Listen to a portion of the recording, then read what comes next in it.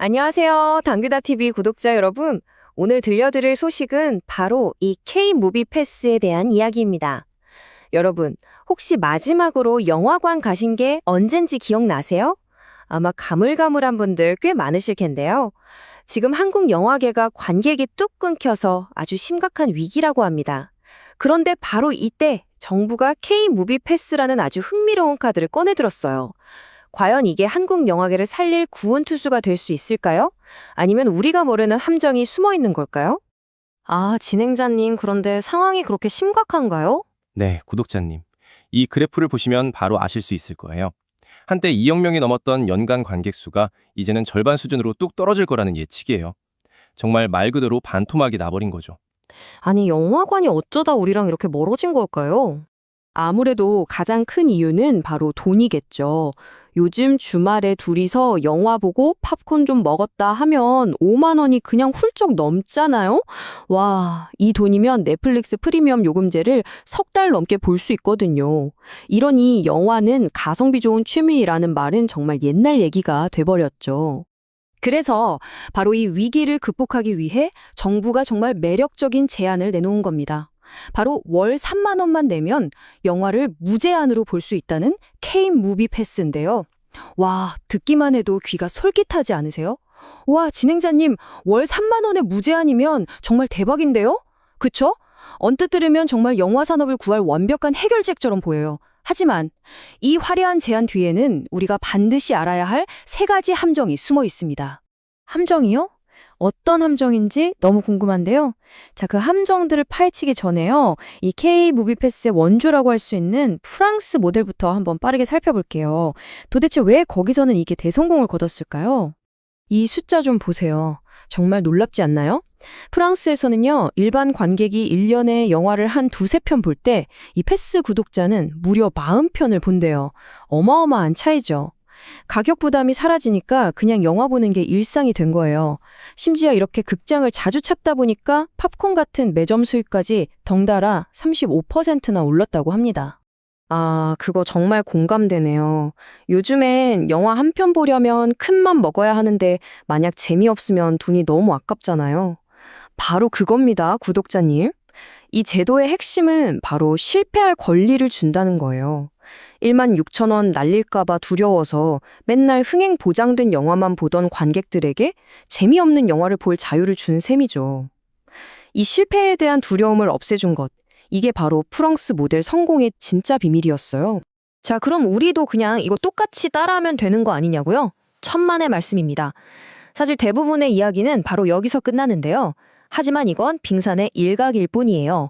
이 패스는요, 단순한 할인 정책이 아니라 극장과 넷플릭스 같은 스트리밍 플랫폼이 우리 지갑을 놓고 벌이는 거대한 쩐의 전쟁, 그 시작을 알리는 신호탄입니다. 쩐의 전쟁이라니 말이 좀 무서운데요? 네, 왜 쩐의 전쟁이라고 표현했는지는 이 K-무비 패스 제안서의 아주 작은 글씨들 속에 숨겨진 세 가지 함정을 들여다보면 명확해집니다. 자, 지금부터 그 누구도 제대로 알려주지 않았던 그 함정들을 제가 하나씩 까서 보여드리겠습니다. 첫 번째 함정은 바로 팝콘 경제학입니다. 팝콘 경제학이요? 그게 뭔가요? 영화 티켓이랑 팝콘이랑 무슨 상관이죠? 아주 중요한 상관이 있습니다. 이 이론의 핵심은 극장이 이 패스를 원하는 진짜 이유가 어쩌면 영화 티켓이 아닐 수도 있다는 거예요. 이 그래프를 보시면 아마 깜짝 놀라실 겁니다. 우리가 낸 티켓값 1만 6천 원은 보통 극장과 배급사가 5대5로 나눠 가져요. 그런데 만 원짜리 팝콘은요? 원가를 빼고 무려 75%, 그러니까 7,500원을 극장이 고스란히 가져갑니다. 수익률이 아예 비교가 안 되죠. 결국 극장 입장에서 이 패스는 잠재적 팝콘 소비자를 매점 앞까지 데려다주는 일종의 미끼인 셈이에요. 헐, 결국 팝콘을 팔기 위한 거대한 미끼였다니 충격적인데요. 하지만 함정은 여기서 끝이 아닙니다. 더 교묘한 두 번째 함정은 바로 무제한이라는 단어 그 자체에 있어요. 아니, 그럼 제일 보고 싶을 때 제일 보고 싶은 영화는 못 본다는 거잖아요? 이게 무슨 무제한이에요? 맞습니다. 무제한이라는 말이 사실이 아닐 가능성이 아주 높아요. 여기 나온 것처럼 범죄도시 같은 최고 인기 영화의 개봉 첫 주말이나 금요일 저녁 황금 시간대에는 사용이 제한될 수 있다는 거죠. 우리가 진짜 보고 싶은 영화, 보고 싶은 시간대는 쏙 빼놓는 거예요. 이건 실패할 권리가 아니라 성공이 보장된 영화는 제값 다 내고 보세요라는 압박에 더 가깝습니다. 와, 정말 교묘하네요. 그럼 마지막 함정은 뭔가요? 네. 그리고 가장 치명적인 세 번째 함정은 바로 홀드백 전쟁입니다. 홀드백이라는 건 영화가 극장에서 개봉한 후에 넷플릭스 같은 스트리밍 서비스에 공개되기까지 걸리는 극장 단독 상영 기간을 말해요. 아, 그러니까 패스를 사도 넷플릭스 같은 데서 금방 볼 수 있는 영화라면 굳이 영화관 갈 필요가 없어진다는 거군요. 정확합니다. 이 패스가 가치를 가지려면 홀드백 기간이 적어도 서너 달은 보장되어야 해요. 그래야 이건 극장에서만 볼 수 있어 라는 희소성이 생기니까요. 하지만 요즘엔 어떻습니까? 아예 넷플릭스 돈으로 만든 영화는 극장이랑 동시에 공개되기도 하잖아요. 결국 K-무비 패스를 사도 가장 인기 있는 영화들은 그림의 떡이 될 수 있다는 거죠. 이건 극장과 스트리밍 업체 간의 생존 싸움이고 그 총알바디는 바로 우리 소비자가 되는 셈입니다. 게다가 이게 단순히 우리 소비자만의 문제가 아니에요. 만약에 대기업 멀티플렉스 3사만 모여서 이런 반쪽짜리 구독제를 만들어버리면 예술영화나 독립영화를 상영하는 작은 영화관들은 그야말로 고사위기에 처하게 됩니다. 한국 영화 생태계의 다양성 자체가 무너질 수도 있는 아주 심각한 문제죠. 그럼 이 구독제 그냥 포기해야 하는 건가요? 아닙니다. 중요한 건 프랑스 모델을 어설프게 흉내내는 거 아니에요. 우리 현실에 딱 맞는 모두가 상생할 수 있는 한국형 오리지널 모델을 새롭게 설계해야 한다는 겁니다. 성공적인 한국형 모델을 만들려면 딱 세 가지 열쇠가 필요합니다. 첫째, 투명하게 수익을 나눌 수 있도록 관리하는 중립적인 심판이 있어야 해요. 프랑스처럼 정부기관이 나서서 모두가 믿을 수 있는 기준을 만들어야 하죠. 둘째, 패스로 볼 만한 진짜 콘텐츠를 계속 지원해야 합니다. 좋은 영화가 계속 만들어지도록 투자하고 홀드백 기간을 법적으로 보장해서 극장의 가치를 지켜주는 거예요.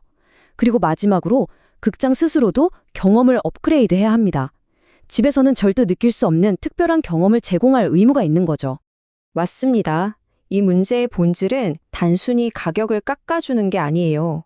영화 생태계 전체에 돈의 흐름을 건강하게 재설계하는 아주 큰 수술이 필요한 거죠. 이 근본적인 수술 없이 프랑스 모델을 그냥 흉내만 내는 건요. 여기 나온 말처럼 썩은 심장은 그대로 둔 채 팔다리에 영양제만 놓는 거나 다름없습니다. 정말 복잡한 문제네요. 단순히 싸게 영화를 본다고 좋아할 게 아니었어요.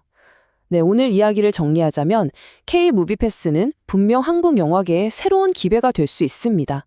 하지만 그 뒤에는 팝콘 경제학, 무제한의 함정, 홀드백 전쟁이라는 복잡한 문제들이 얽혀 있죠. 이 구조적인 문제를 해결하지 않는다면 이 패스는 진짜 해결책이 될 수 없어요. 결국 모든 것은 이 마지막 질문으로 돌아옵니다. 여러분, 영화 패스에서 우리에게 더 중요한 건 우리가 내는 가격일까요? 아니면 우리가 볼 수 있는 영화 그 자체일까요? 이 질문에 대한 우리의 답이 한국 영화의 미래를 결정하게 될 겁니다. 오늘 이야기가 유익하셨다면 저희 당귀다TV 채널 구독과 좋아요 꼭 부탁드립니다. 당신 귀에 다양한 소식과 지식을 쏙쏙 넣어드립니다. 당귀다TV였습니다. 감사합니다.